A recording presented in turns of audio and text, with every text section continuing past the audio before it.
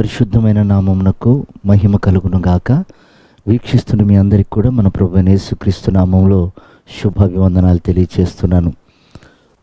ఈరోజు మన దేవుని వాగ్దానం ఆదికాండము 37వ అధ్యాయము 34వ వచనం. యాకోబు తన నడుమును గోనెపట్ట కట్టుకొని అనేక దినములు ఏడ్చెను.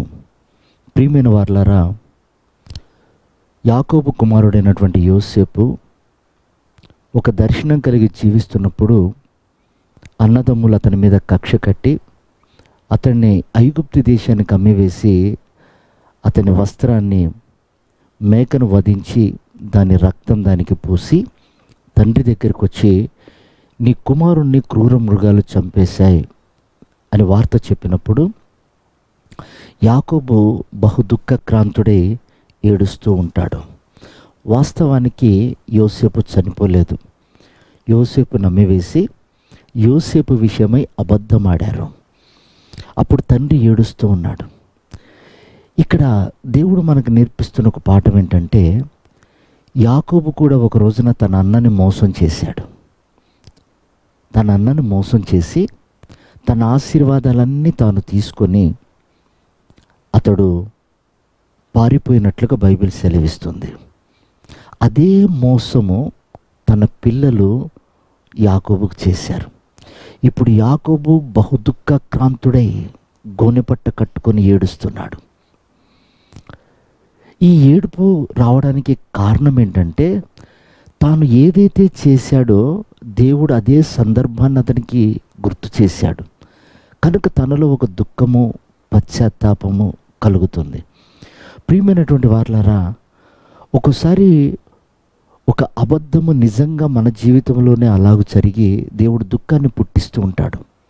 ఆ దుఃఖం పుట్టించినప్పుడు మనం జ్ఞాపకం చేసుకోవాల్సిన విషయం ఏంటంటే, మనం ఎక్కడన్నా తప్పిదం చేశామా?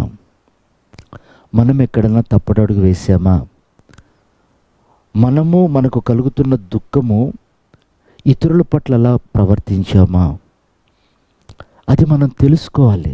వాస్తవానికి యోసేపు చనిపోలేదు, కానీ గుండెలు పగిలేలా యాకోబు ఏడ్చాడు. కానీ ఒక రోజున యోసేపును కలుసుకున్నాడు. ఇతను పడ్డ దుఃఖం, ఇతను పడ్డ వేదన కంటే అధికంగా అతడు సంతోషించాడు. నేను అంటాను, దేవుడు కొన్నిసార్లు మన జీవితంలో దుఃఖాన్ని అనుమతించినప్పుడు కొన్ని పాఠాలు మనకు నేర్పిస్తుంటాడు. మన ద్వారా ఎవరైనా గాయపరచబడ్డారా?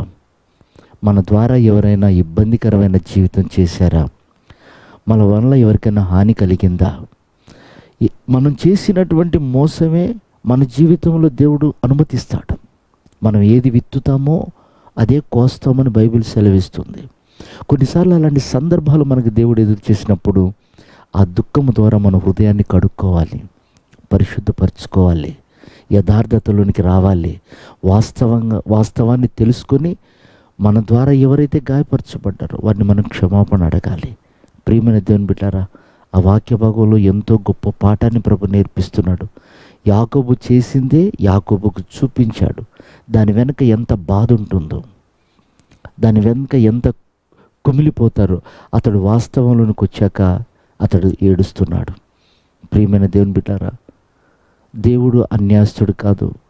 మనకు జ్ఞానం కలుగ చేయటానికి, మనం హృదయం పరిశుద్ధపరచబడి మనం పరిశుద్ధులుగా మార్చబడటానికి, మనలో స్థిరబుద్ధిని కలుగచేసి ఆయనకు సమీపంగా మార్చుకోవటానికి ఆయన ఏమైనా చేయగలుగుతాడు. ఆయన దేవుడు, ఏది విడిచిపెట్టడు. సమస్తం మనకు బోధిస్తాడు, సరిచేస్తాడు. అప్పగించుకోవాలి.